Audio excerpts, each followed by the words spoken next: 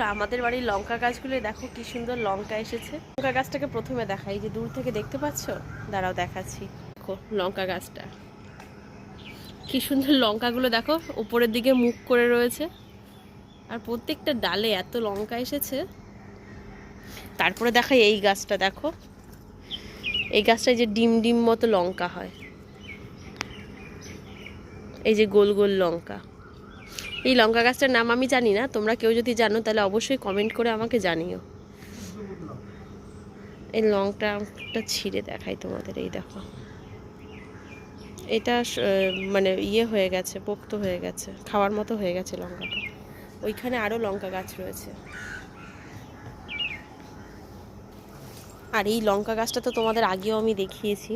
এই লঙ্কা গাছ থেকে পরশুদিন আমি অনেকগুলো লঙ্কা তুলেছি। এই দেখো এই লঙ্কা গাছটার লঙ্কা, খুব ঝাল এই গাছের লঙ্কাগুলো।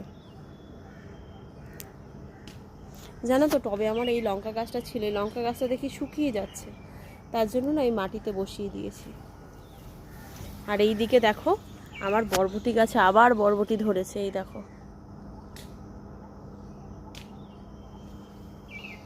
আমাদের এই পেঁপে গাছগুলো প্রায় 2 বছর পুরনো, হনুমান আসে ভেঙে দিয়ে চলে যায়। সেই পেঁপে গাছগুলো দেখো কি সুন্দর মাথা তুলে দাঁড়িয়েছে, কি সুন্দর যে লাগছে পেঁপে গাছগুলো দেখতে। এইদিকে দেখো গাছে বেগুনও এসেছে।